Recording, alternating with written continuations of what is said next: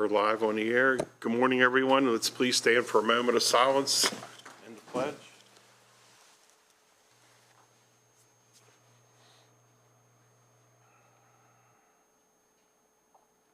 And now the pledge.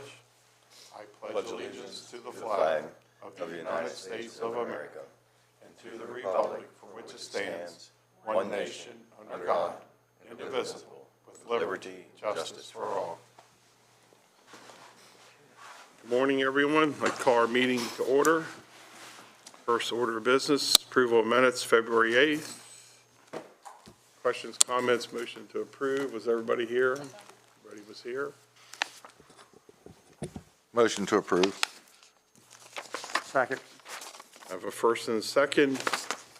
Any other discussion? Hearing none, all in favor say aye. Aye. 5-0. Next, Commissioners' reports and comments. Vice President Baker. Good morning, everyone. Just like to comment on the Smithsburg Fire and Fire Banquet this past Saturday. It was a great event, well attended, and just congratulate all of the young people that handled all of those responses. I forget, probably well over 2,000 responses if you added them all up, and just a remarkable contribution to the community as volunteers. So I just wanted to thank them for a great event, awards banquet that was well deserved. Also, please keep in your prayers Teddy Havermel, Clear Springs City Council. He'd passed away today's his funeral. And so just please keep the family and the town of Clear Spring in your prayers. Thank you. Thank you, Commissioner Kiefer. Just one comment, a question for maybe an agenda item in the future. I spoke with our county administrator about this last month, and I just wanted to get a follow-up, maybe more of a consensus, a better understanding of when citizens that may be commenting on our social media feed, sometimes they're not able to comment, and sometimes a feed on a particular post may be totally blocked for comment after a certain period of time. And I know the response I got was that after enough dialogue has been back and forth, the county just assumes there's been enough conversation about a particular topic. Right. What was shared with me by a citizen was quite interesting, that there has been, I suppose, court cases involving citizens' ability to comment. And I'm not talking about rude and vulgar comments. I'm just talking about different beliefs that we may all have.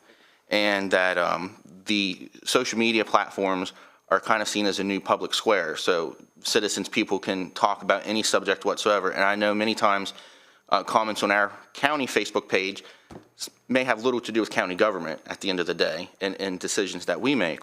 But I'm not sure if I'm comfortable if we just have a staff member that arbitrarily makes that decision as to, okay, no more comments on this particular item. I think we need to be careful about that from a free speech standpoint.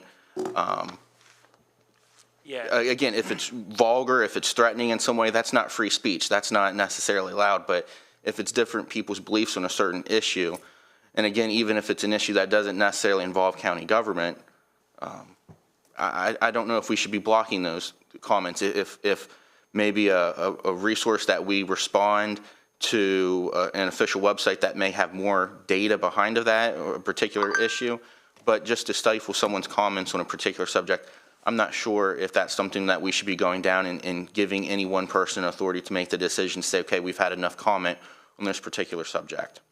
So maybe as a future agenda item, we can have that social media policy looked at or reviewed.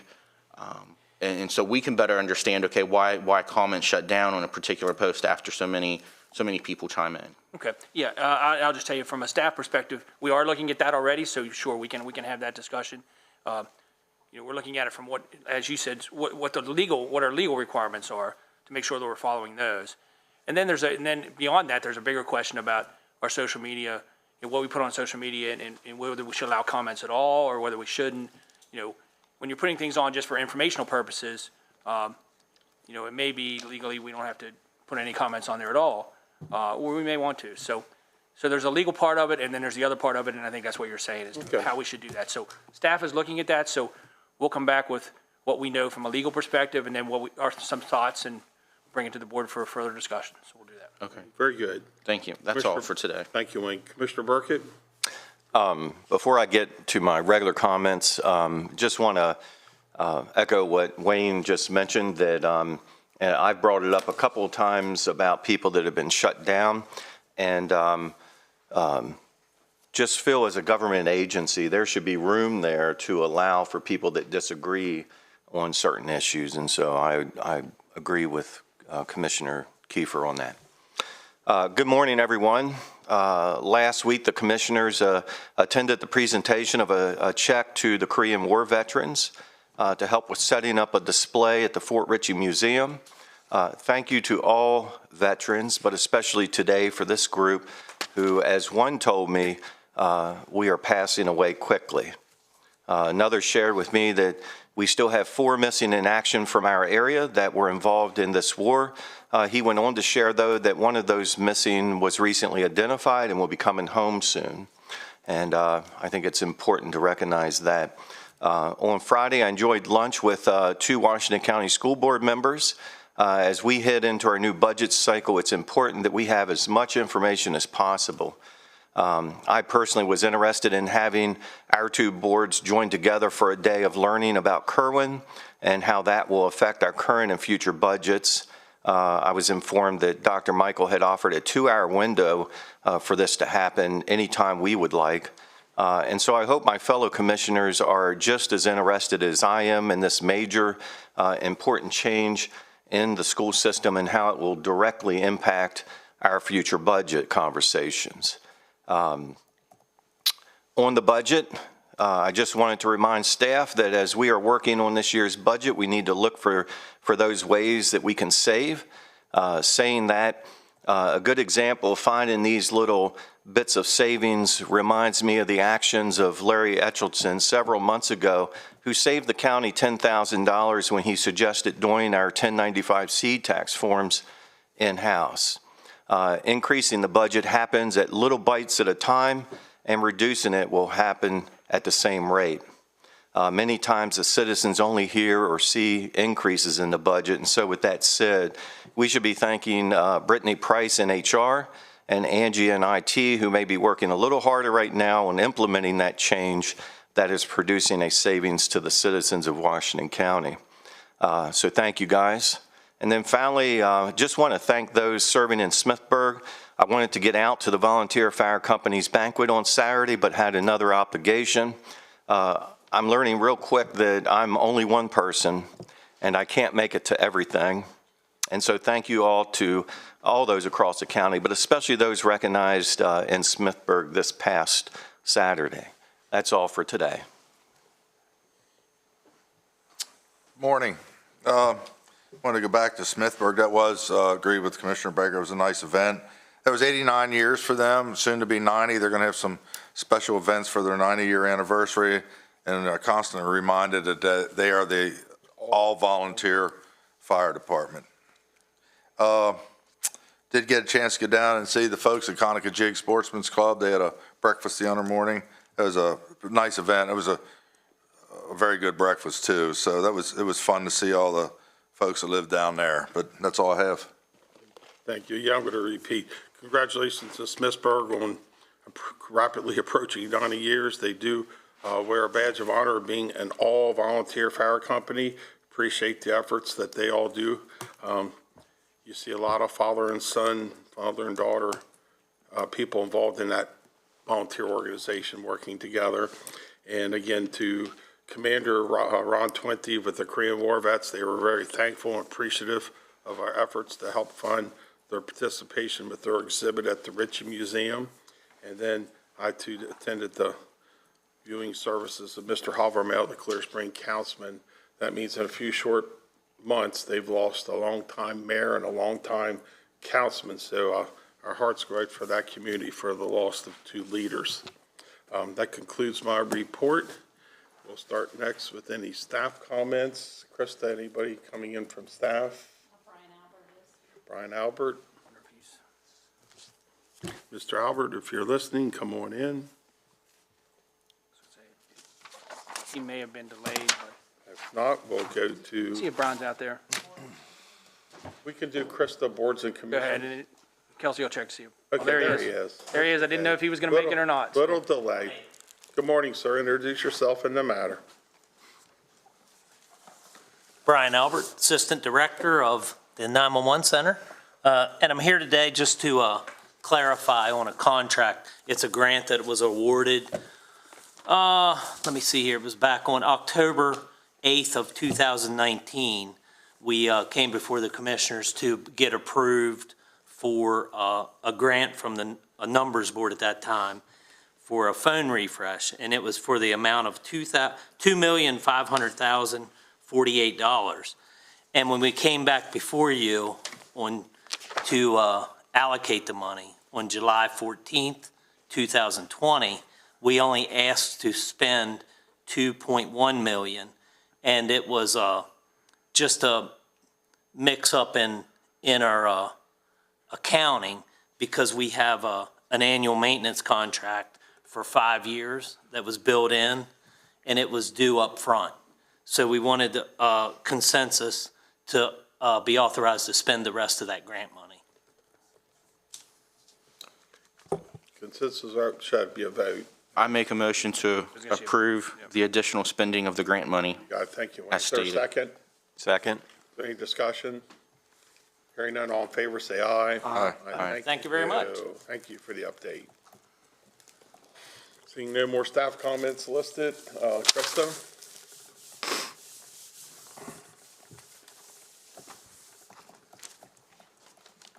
I have, excuse me, the Hagerstown Regional Airport Advisory Commission requesting accept the recommendation to appoint Lawrence Gross to serve a first 3-year term from February 1st, 2022, excuse me, through January 31st, 2025.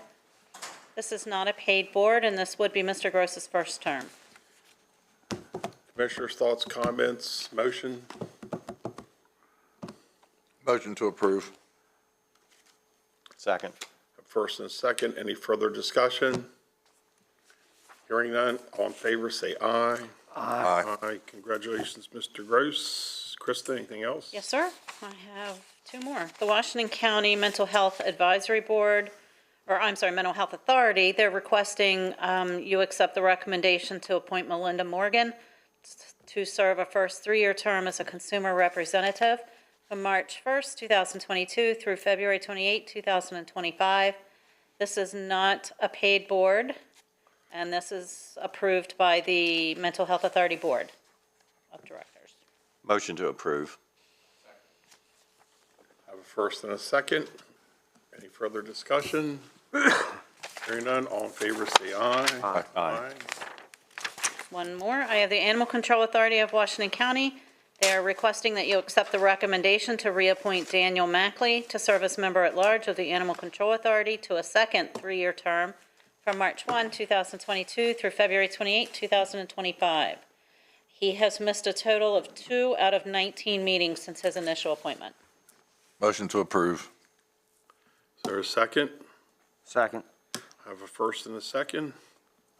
Further discussion? Hearing none, all in favor, say aye. Aye.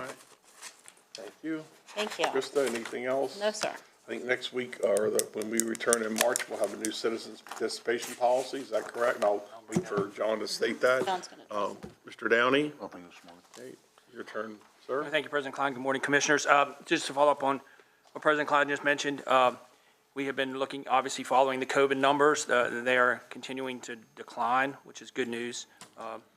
And so to take a step towards normalcy in county operations, beginning at the next meeting, there will be no more restrictions for the county meetings. Everybody will be able to come in. Citizens participation, you don't have to register ahead of time. You can come in during that time. You can come and sit in on the meetings and participate fully. So all those restrictions will be lifted beginning with the next meeting. Back to normal. We'll be back to normal when it comes to county meetings. And then I will be releasing some information about county staff and county operations later today. So I'll share that with all of you as well.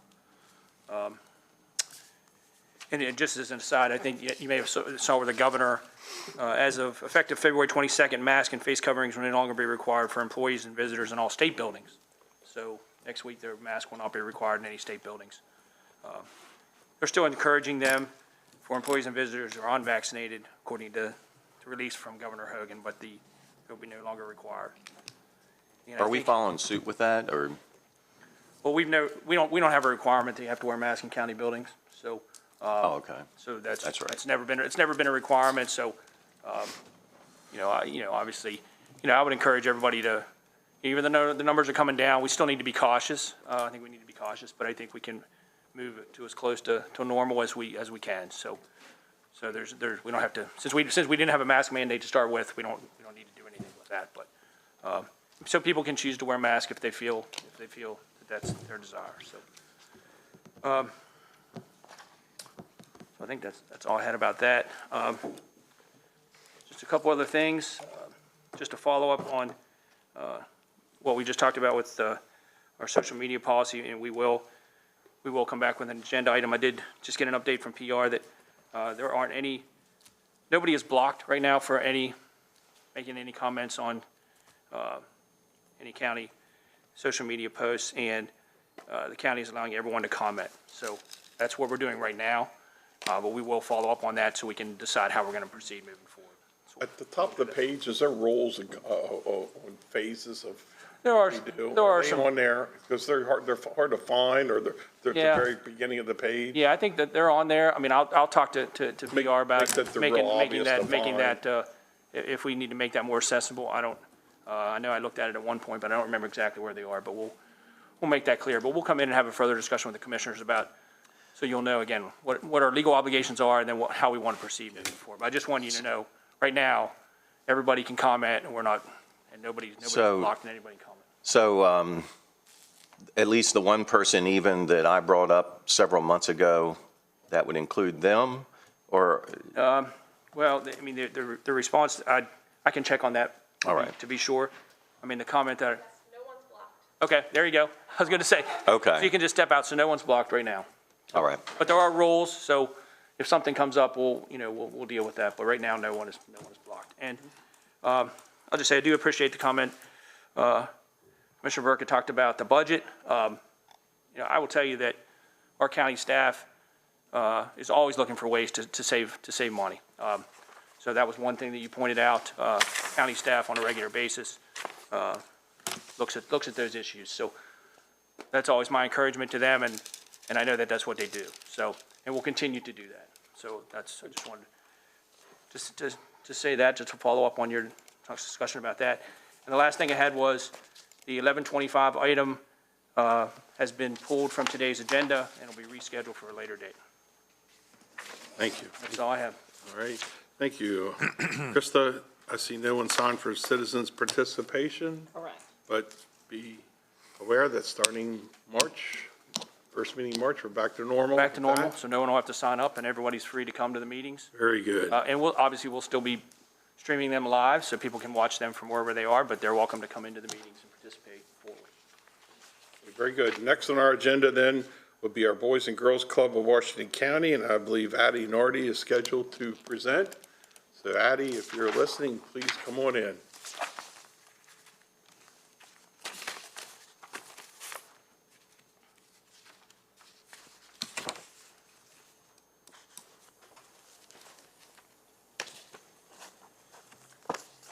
Good morning. Welcome. Fine, please have a seat, introduce yourself in the matter, and your guest. My guest. Good morning, everyone. My name is Addie Nardi. I'm the Executive Director of the Boys and Girls Club of Washington County, and I just threw my name tag off. And I've brought with me today my board president, Chris Howlett. Nice to meet you. Thank you guys so much for taking the time to allow me to come and chat with you today. I wanted to go through a little bit about what we have going on. We have a pretty major project at the club, and we have been very fortunate that we've had a few commissioners come out and visit, and at their recommendation, we just want to inform you on what we have going on. Do I control this? I think No. I think you can just tell them they'll be, Yeah, you Okay. just need to say next slide. next slide, and they'll. Okay, all right, thank you so much. So, just briefly, what we have going on right now, this is our 81st year in Hagerstown, and serving the county.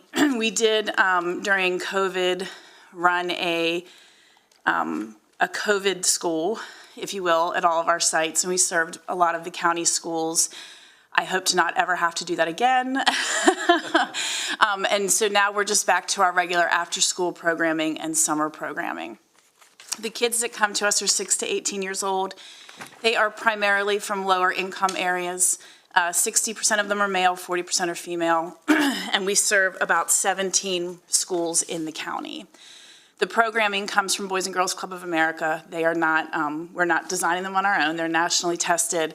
And basically, we're helping our kids to not only have a safe place to come to after school, but to become citizens who become functional citizens, so to speak. We served, I'm working on our annual report right now, but we served last year about 600 kids. Next slide. As of last Friday, we had 381 registered members and 160 teens.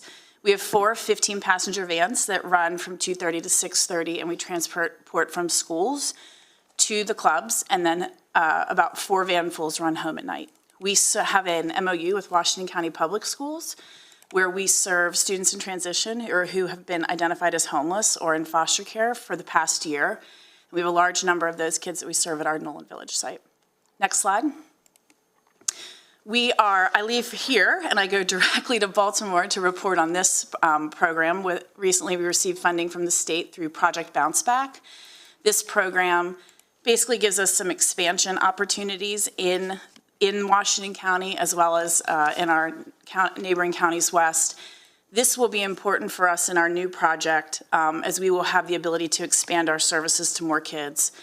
And currently, we're targeting some areas that we can't get to or whose kids can't come to us, and that includes the Bradford, Halfway Manor, and Oak Ridge Apartments. Next slide. So let me tell you a little bit about what we have going on at the club. Our building is over 100 years old. It was donated to us in the 1970s. We put a gym on, and my predecessor, Jim Diener, who I'm sure many of you know, did a great job keeping the building running. I do not possess those skills. Next slide. So the building, I believe it was a Fairchild building at some point. We still got a lot of great support from the community. And so we make the best of the space that we're in. This is a games drive that was held by a local bank. They delivered their wares, and we took some pictures outside. Next slide. But if you look closer at the outside of the building, you'll see a crumbling facade. We are surrounded by blight. We were able to, through a land donation, take down some of the buildings to the south of the club. The building to the north of the club remains problematic, but our current building fits right in on that block. Next slide. This is our games room. This is where all the magic happens. At varying times over the last 50 years, you would have seen pool tables, ping pong tables, foosball tables, loads of games and books. During COVID, we had to get rid of a lot of that so that we could have areas that were easily sanitized. And this is our summer camp kids lining up to go to the pool, which is always the big draw to summer camp. Next slide. But if you look closer, what you'll see in the building is that we have historic leaking. The building's been leaking longer than the 5 years that I've been there. And so when we have big rainstorms, we have to line buckets through the windows on both floors. And then the bathrooms, so at this particular club, this is our largest club, we have right now, we have 85 kids, or 120 registered members and about 75 to 80 kids who come a day. We have 4 toilets for them, and 3 toilets and a urinal. And when one backs up, they all back up. Next slide. The kids still come, though. Coming back in from COVID, we thought our numbers would stay down, but we actually had to enforce a wait list because the kids and their families still love coming to the club. Next slide. However, here's some other issues in the building. Holes in the walls, stairs that are trip hazards for sure, and very steep. And the building's not ADA. It was grandfathered in, so it doesn't have to be ADA at this point. The gym has, you can get to the gym if you have mobility issues, and you can get to the first floor if you have mobility issues, but you cannot access both. Next slide. During distance learning, this building was actually very handy. We were able to utilize a lot of the space because there's a lot of rooms where you could separate kids out. This is our staff office, and we used it for a group of kids to do their distance learning. Next slide. However, on the far window in that office, you can see that the vines from the house next door have started to grow through. So it's actually our largest source of leaking on the south wall, or on the north wall, excuse me. And then the kitchen has some evidence of mold in it. We don't use the kitchen for anything. We don't feed our kids. We have a great partnership with the school system. But if that partnership were to, if they weren't able to feed the kids one day, if something happened at their kitchens or whatever, I could not feed any of our clubs, for sure not based out of this kitchen. Next slide. So the gym's the draw at all 4 of our clubs in the county. The gym we added on, it's a metal building. It is, and it's still a draw. People still want to rent the gym. Next slide. It's in pretty good shape, but we do have some issues with the lighting in the back corner. We have tried and tried and tried again to fix the lights. If the lights go, we cannot use that gym anymore, and we will no longer draw kids who are coming in for the gym. We are on, and you can go to the next slide while I tell you a little bit. I will say we have great support in the community. Next slide, please. And so on Monday and Tuesday of next week, MEC they're coming in and they're going to replace all the lights in the gym. They got lifts donated, they got the items donated, and this is our last-ditch Hail Mary effort to save the lighting in the gym. So keep your fingers crossed for us on Monday and Tuesday. Next slide. So our upstairs is one of our larger problem areas. This room actually used to be Jim Diener's weight room. So when he retired, we moved that out because I was not going to use it with the kids. And so we moved that out and we converted that to a preteen room. We actually then, we had to shut down the back half of the second floor because of some safety concerns. And so we actually had to make this space for all of our teens. Next slide. We do have issues in this space though, so I'm not quite sure how much longer we'll be able to use it. The HVAC, well, we don't have HVAC. So we have window units and a 50-year-old underground tank that costs me $3,000 every time I want to put 1,000 gallons in it. So it is not a great situation. We also know that the roof needs to be replaced. That's kind of what led to this whole project to begin with. And so we know that what little heat we have mostly goes out of the 35-year-old metal roof. Next slide. So the open area upstairs is really one of our more useful areas. We've done dance class, we've done cooking, we've done, that was a classroom for distance learning. Next slide. Half of it's now shut off because it's been deemed unsafe for our kids. Next slide. The arts and crafts room is this bright yellow, glittery, fun room that has always been a big draw for us. Next slide. We've not been able to use it since I've started. We have a long-term leak that has come in that back window. You can see the rotted wood. This room had to be sealed off because when you walk in this room, you can smell the mold. Next slide. The teen center was a big draw for our kids. It was a separate area for them to run programming in. That room is now no longer usable. So what's next? If you may or may not know, we had an additional 1¼ acres donated to us from the Blaine family, which gave us the property next door and gave us the ability to stay where we were. We were looking at other options, but having that additional space has been super helpful. Bushy Fight Morin has donated their architectural services, and so we are looking at replacing the existing building with a 32,000 square foot club. Next slide. That is the side view. So it would be a single floor club space with a gym on the back, and then the second floor would be office space. Next slide. The orange rooms are a teen center, so our kids would have a dedicated teen center. We would be looking at, I'm trying to get them there an entrance too, so we never have to worry about the teens having to mingle with the younger kids. This space has a STEM lab, it has an arts and crafts room, it has more bathrooms than we know what to do with, it has a cafetorium, and it has a commercial kitchen in addition to the gym. We've had pretty good success. We've not done a ton of fundraising at this point. We're still in our quiet phase, but the fundraising we've done has been very successful. We've raised on our own about $2.3 million from local foundations and our board of directors. And then we have another $2 million in Governor Hogan's capital budget. Next slide. We will have an opportunity with this project to redevelop the block. We'll be able to revitalize the neighborhood, and we'll be able to serve up to 250 more kids. Next slide. However, it comes with an $8 million price tag, and it comes with a race against time in this building. We do not have time to not aggressively go after the funding for this building and to replace this building. Next slide. Any questions?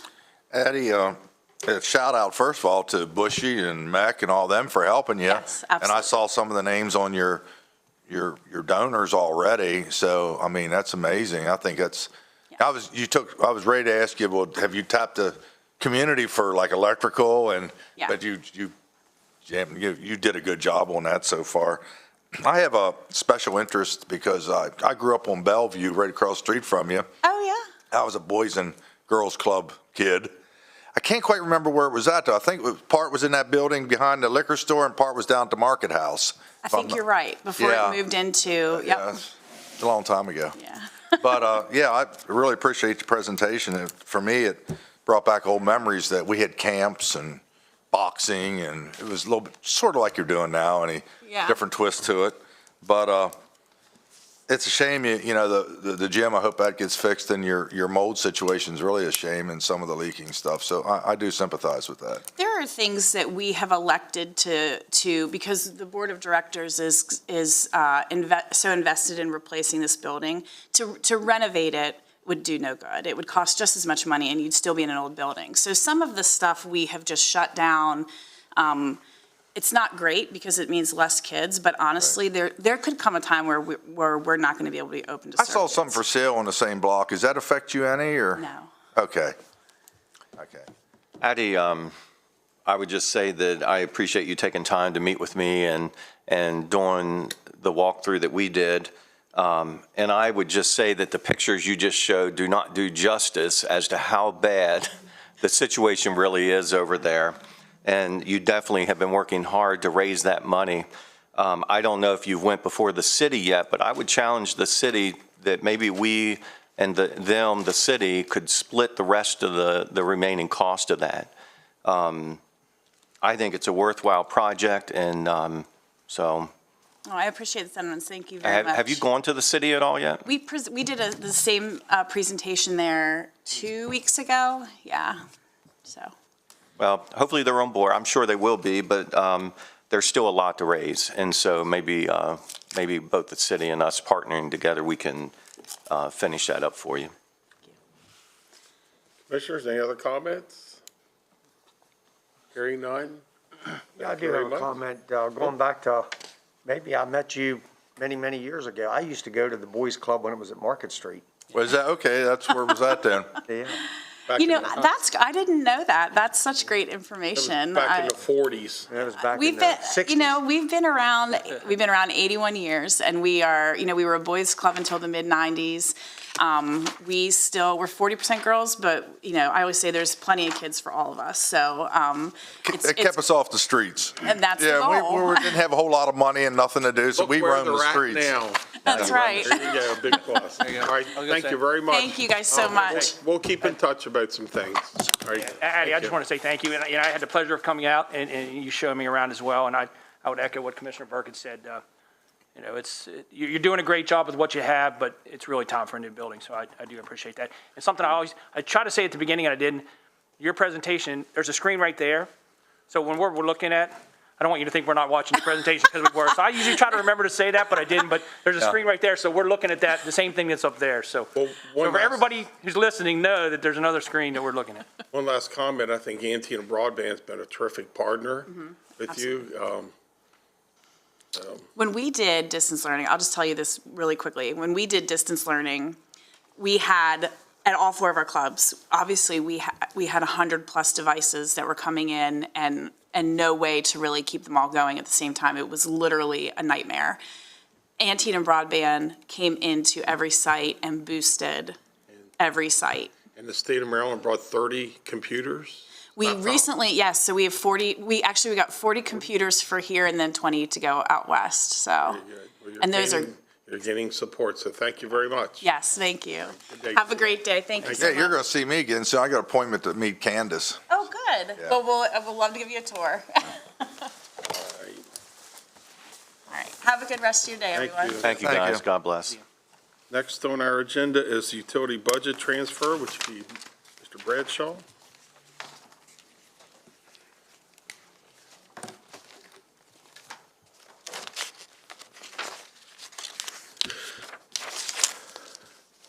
Good morning, sir. Please introduce yourself in the matter. Mark Bradshaw, Director of Environmental Management. I'm here today to request approval for a budget transfer. Water Quality is requesting approval to transfer funds from the Contingency Utility Admin Fund to the Pump Station Upgrade Project LIN 034 in the amount of $47,000. When the Cedar Springs Pump Station was constructed in 2006, temporary above-ground power was ran to the station. The understanding was once Halfway Boulevard was extended and utilities installed, the pump station would connect to permanent power and the temporary power be removed. Since Halfway Boulevard hasn't been extended, the temporary power is still in place. A new economic development project is proposed to be constructed where the temporary power is located, so it must be removed and relocated to accommodate the construction. First Energy has determined that the cost to relocate the power is $46,669.72. Motion to approve the budget Second. transfer. Have a first and a second. Any other discussion? Hearing none, all in favor, say aye. Aye. Aye, thank you, sir. Thank you. Next up, state surplus, Todd Moser, if you're listening, please come in.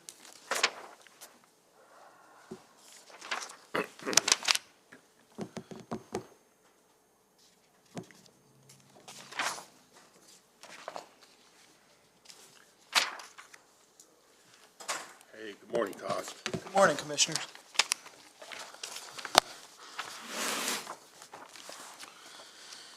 State Surplus Property, Todd Moser, Real Property Administrator, Division of Engineering, arrive at a consensus to decline acquisition of state surplus property.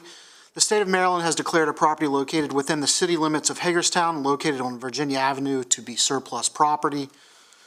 In accordance with Maryland Department of Transportation policy and procedures, the state has offered the county first right of refusal. County staff has reviewed the property and determined the property would serve no immediate or future use to the county. Yeah, I know, I sold that house next to it, and everybody just uses that little piece of ground there. Actually, that's the property that you're speaking of, they're the ones who's requested to fence this off to prevent the illegal parking. Yeah.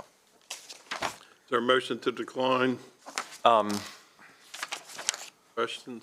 Is there a reason we are declining? Yes, we found no interest that we would have in the property. Remember, this process, every one I've seen, it's an adjoining property owner that is petitioning the state to buy this property. That's why the state's sending it to us. So when we review with staff and we determine, at least from a staff perspective, that there's no use, especially with this being inside city limits.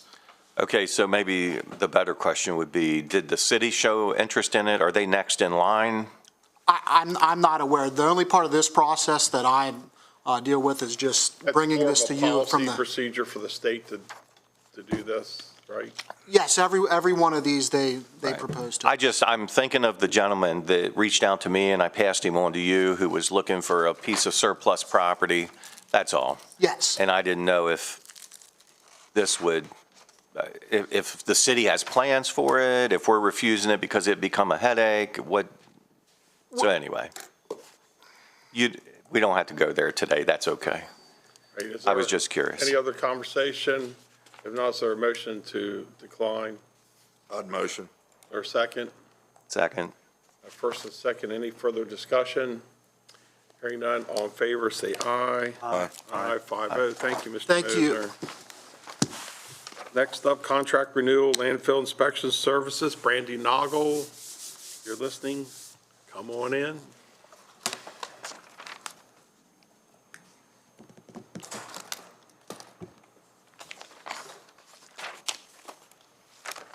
Good morning. Please introduce yourself and the matter.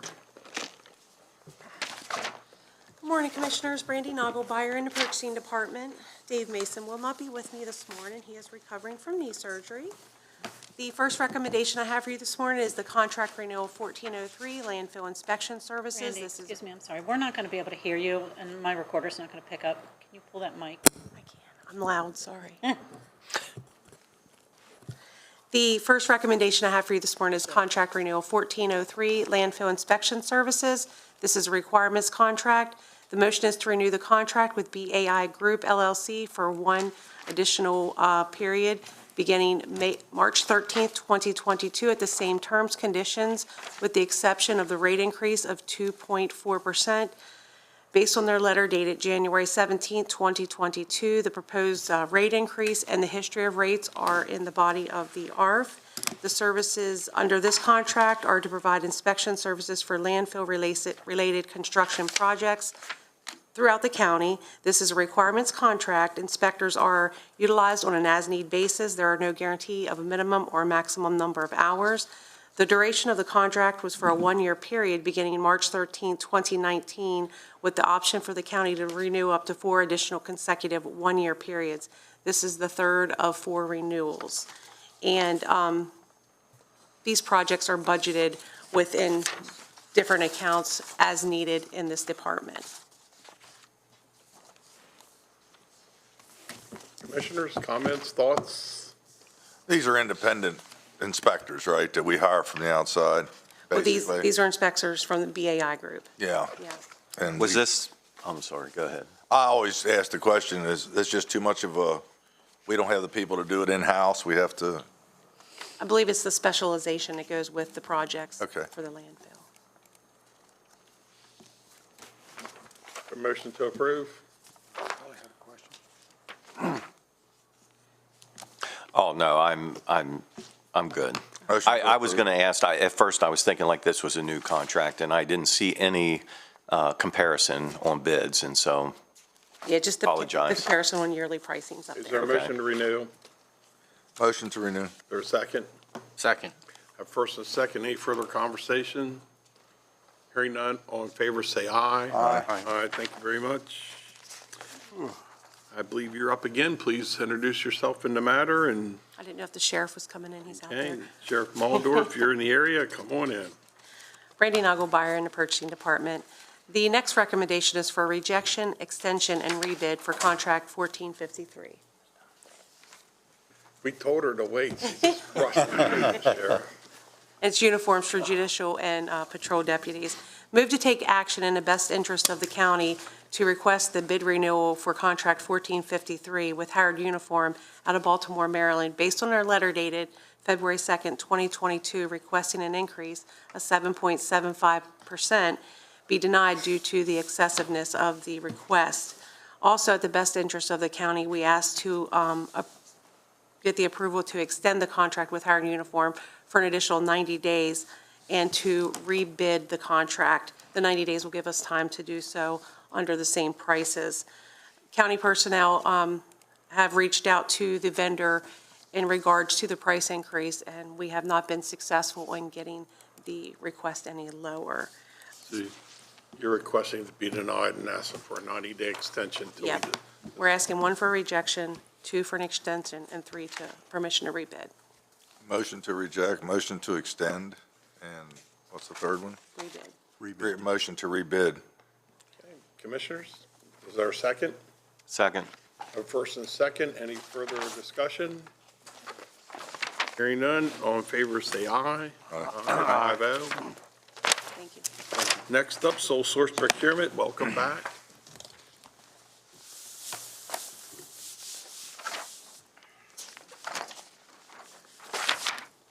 Thank you for stopping in, Derek. Doug?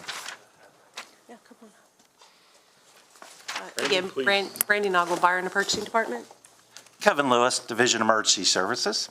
The last recommendation I have for you this morning is the sole source procurement, PUR 1535, for the lateral SIMS capture system. Move to authorize the sole source procurement for the SIM capture system to integrate the existing lateral medical equipment in the amount of $27,358.50 for the first year, and for years 2 through 5, $24,152, bringing the total to $51,527.32.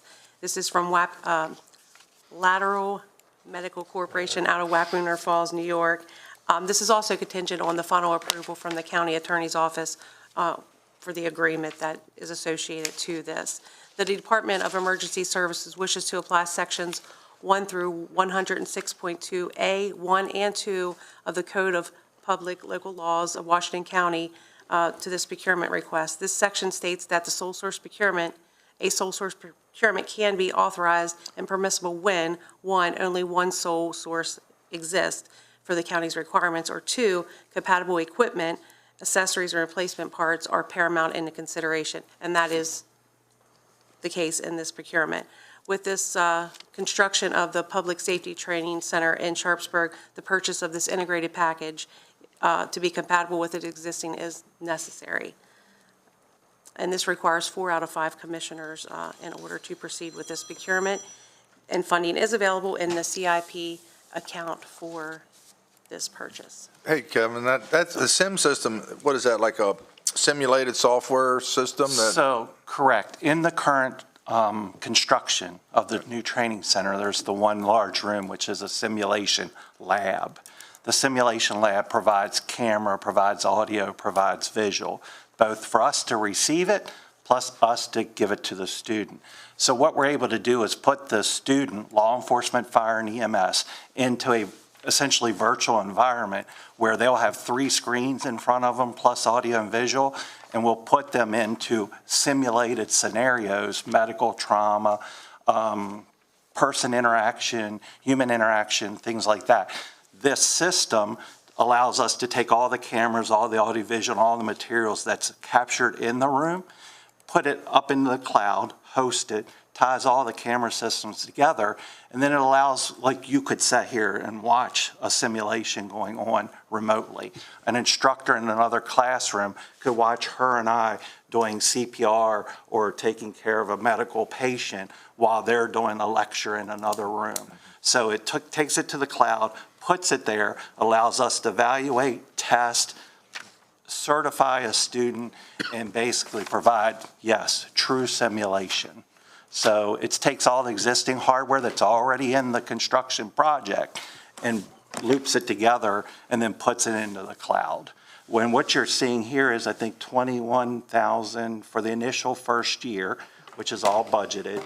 And then basically the reoccurring cost annually is about a $6,000 cost to both host it, provide the simulation, and to create a scheduling software for the room, the facility, and things like that off an annual budgetary amount, which is, again, part of our annual operating budget in the future. So although it's a 50,000 some capture total package, it's only 21 year 1, and then after the subsequent years, after year 2, 3, 4, and 5, each year it's a $6,000 charge. You mentioning real life scenarios, and maybe I should have mentioned this in my opening comments, but this past Sunday, after our service was over, we had a young man go down. And so my training from many years past went and kicked into gear automatically, but just wanted to thank Hagerstown Community Rescue for showing up to our church to take that young man to the hospital. I'm sorry, but your simulation, that was a real life event that happened, and so anyway. So if you captured any of it, you could basically I could- recreate it and put it in front of the room for future students. Very scary situation. But that's what the system allows us to do. Commissioners, any other comments or motion to authorize? Second. Or second? Yeah, Wayne I'm seconded, sorry, I Wayne, think. I didn't Yeah. quite hear you. Thank you. First and a second. Any other discussion? Hearing none, all in favor, say aye. Aye. Aye, thank you very much. Thank you. Thank you all. Next up, we have Rick Curry, Sole Source 1532.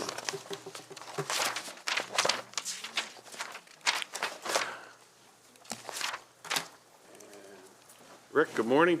Please Morning. introduce yourselves and the Morning. matter, Major. Good morning, Rick Curry, Director of Purchasing. Major Pete Lossage, Washington County Sheriff's Office. The subject before you is a sole source procurement PUR 1532 for body worn cameras. Recommendations to authorize a sole source procurement for the approval of the Axon Management System subscription that includes 33 additional body worn cameras, licensing, evidence storage for Patrol Division at the Sheriff's Office from Exxon Enterprise Incorporated of Scottsdale, Arizona, at a contract prices totaling $58,956 for 1 year based on the contract pricing, and to utilize a contract was awarded by the state of Maryland. Do it. Solicitation number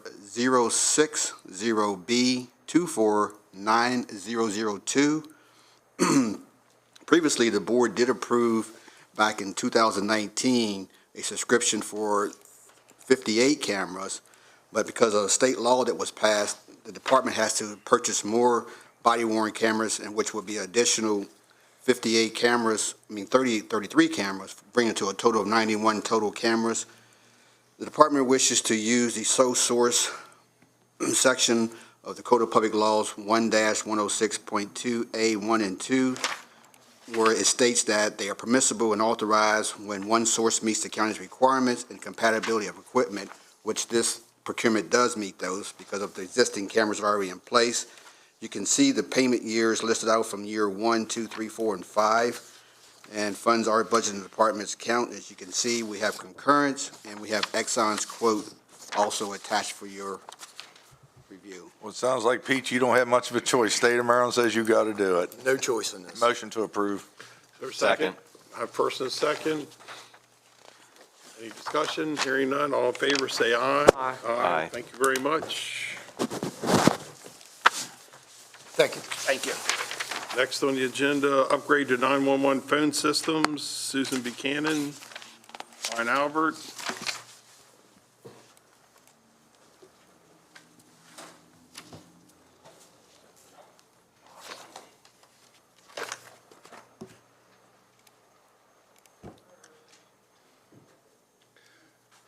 Good morning, please introduce yourselves and the matter.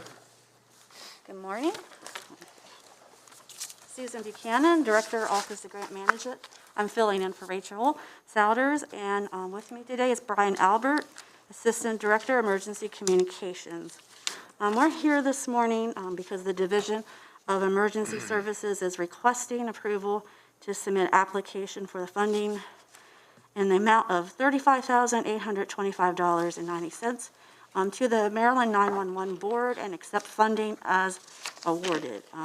The funding is for a software package that is a required upgrade to the current 911 phone system. Any comments? Any additional information? Commissioners, thoughts, comments? Motion to approve. For a second? Second. I have a couple seconds, whoever you want to award it to, all simultaneous. Any comments, questions? Hearing none, all in favor say aye. Aye. Aye, thank you very much. Thank you. Thank you. Next on the agenda, Humane Society of Washington County.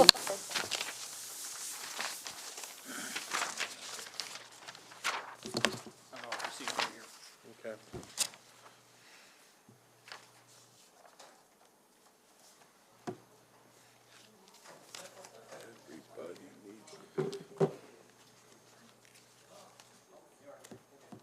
They're there. Good morning. Good morning. Morning.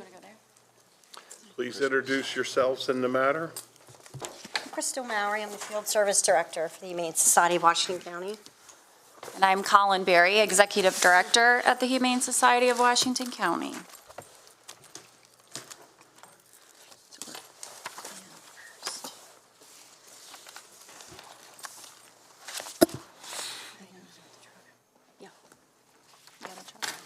So we are here today to request assistance with funding for a field service vehicle that is required for us to actually follow through with our county contract. We have been kind of piecing together our vehicles now for a while and trying to make them work and doing repairs, but we're to the point where we can't do that anymore. We just purchased a vehicle for $60,000, and we are actually we were in need of two of them. And in the end, the money, unfortunately, for the second one had to be diverted. We are under the Department of Ag for inspections. We had an inspection this year and found out that we had to redo our floors that were very, very old and needed updates. They had deep scratches. We also needed to replace cabinets in our receiving clinic that every animal passes through. So we spent $50,000 on the floor. We're actually in the middle of it now. And $20,000 on the cabinets, which we're doing. So $70,000 of semi-unexpected shelter improvements, which has now made it a little more complicated to purchase the required field service vehicle. So the vehicles, and we're actually, I've done my due diligence. We have priced them out for the past year, and of course, the prices have dramatically increased. So the price that we're asking for may not even cover the cost of the vehicle now. That was 6 months ago. But in the 6 months prior, the price had went up over $8,000. So we're going to be replacing the vans with trucks because they're actually the least expensive of the option. We are getting, and that includes county pricing. We're picking back off the county pricing on the vehicles. So that's the reduced price that we have. You know where I stand, I'm a special interest with the Humane Society, and I think that you guys prove one thing that you don't see all the time, but you're really active fundraising, trying to do your best. And I think we all appreciate that because you're always out there doing something to raise money. Yes, thank you. But, I'd be okay with it. That's not a motion yet. Let's see. Yeah, I kind of agree with the comments Randy had just made there. Everything you do all across the county to enforce our ordinance and so forth. So, What would be our funding source? yeah, that was my next question. I'm sorry. That's all right. Yeah, I mean, obviously, this sounds like this is sort of a mid-year sort of emergency situation that you're talking about, because normally, I checked with Budget and Finance. Normally, if you were requesting a vehicle, it would be in your proposed budget, and it would be something that this board would approve. I did talk to Kelsey, and I'll let Kelsey has anything to offer, but we do have some money money that came from the recordation tax that we could use to fund this purchase if you want to do it in mid-year. Again, under normal circumstances, you come in for a vehicle, it would be part of your budget. And Right. Here's the next problem. How long is it going to take you to get a vehicle? 3, 4, 5 months? That's the problem. That's why we're coming before the next fiscal year, before our next request, because the one we just ordered, we're still. It's going to be ordered, and back then, before, production slowed down even more to what it is right now, it was 6 months out. So we're looking at least 6 months. I'd motion to approve. And right now, I know we're what you're up using- against with the delays. That's the problem. It's significant. Is that a motion Second. to approve with the source? With the meter? source recommended by staff, I'd say. recordation tax. Second. I would add, if I could, this is an obligation of the county. Thank you for carrying that out for the county. Do we want to make it $60,000? Should we give some leeway in case the price has increased? It's been 6 months, likely to see a price increase. You want to do up to, like an up to amount? That it increased, what, $8,000 over the last 6 months? From the time we ordered the vehicle, it's actually been 4 months since we ordered it. In the 6 months prior to that, when we started going to all the dealers and researching everything, the price had went up $8,000 in that 6 months. point. Now it's Yeah. been 4 months since then. How about if I just Up to change it to 70, motion approve up to 70,000? I think that would be good. That way you don't have to come back here No, that- asking for the difference. Thank you. I appreciate good. that. All right, Thank you. I have a Yeah. first and a second on the floor. Any other comments? If not, all in favor, say aye. Aye. Aye. Thank you very much. Thank you so much. Thank you very Appreciated. much. Next up, change to the Washington County Animal Control Ordinance. Welcome back. Please introduce yourselves again. Hi, I'm Crystal Mowry. I'm the Field Service Director for the Humane Society of Washington County. I'm Colin Berry, Executive Director for the Humane Society of Washington County, and thank you again for having us. So Section 39 of the ordinance speaks on impoundment. So it's stating that any animal at large may be impounded by the agency or animal control officer and taken to the animal control shelter. Here it states that the animal must be confined there for a period of no less than 5 days unless sooner reclaimed or redeemed by the owner. The current state law conflicts with this. The current state law is the animal must be held for 72 hours. So Washington County went out an extra 2 days with that. The problem that we've had for many years with the conflict there when it comes to cats in the shelter, it's well known that the majority of the animals that come in are cats, at least 75% of them. And unfortunately, it's very sad, but only 2% of the cats get reclaimed by their owners, even during the 5-day period. Last year it was 2.8%, but over the past 5 years, it was 2% even are reclaimed. So we are holding these cats, which are taking the majority of the space in the shelter, for extra days when the sad truth is that nobody's coming for them. And the longer they're there, the higher risk of illness breaking out. They have so much more stress on them, and they, compartmentalize that and it breaks out into illness much faster than what a dog does. So what we're asking is if we could change the law just for the cats to match the Maryland law, the 3 days to 72 hours, so we can get these animals spayed, neutered, and get them back out of the shelter into homes and out of this stressful environment.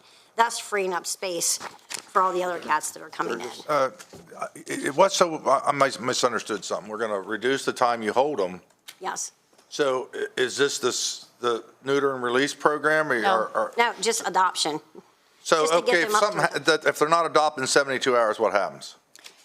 No, we will hold them to be reclaimed within 72 hours, and then that just helps us to reduce the time. It helps us You're move. not talking about euthanasia? No, Okay, no. gotcha. If anything, we're saving more. Yes, we want to save more because we run out of space. You know how I feel about that. No kill shelter. Yeah, we run out of space and we could be forced with having to euthanize because we're holding cats for 5 days that aren't getting reclaimed. I got you. So we just want to make it 3 days and then get them back out into homes.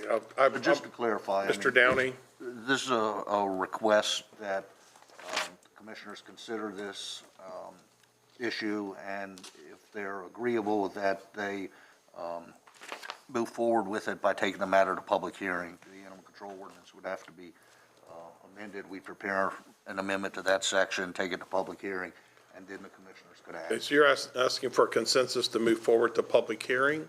I'm good. Yes. Everybody okay with that? I see 5 nods. 5 nods. Thank you very much. Thank you. Thank you. Thank you. Okay, our 11:25 has been moved off the agenda. I need a motion to go into closed session. Before you go into closed session, I have an appointment this afternoon, so I won't be part of closed session today. Thank you. All right, motion to go into closed session. Motion to go in closed Is there a session. second? Second. All in favor, say aye. Aye. Aye. Thank you very much.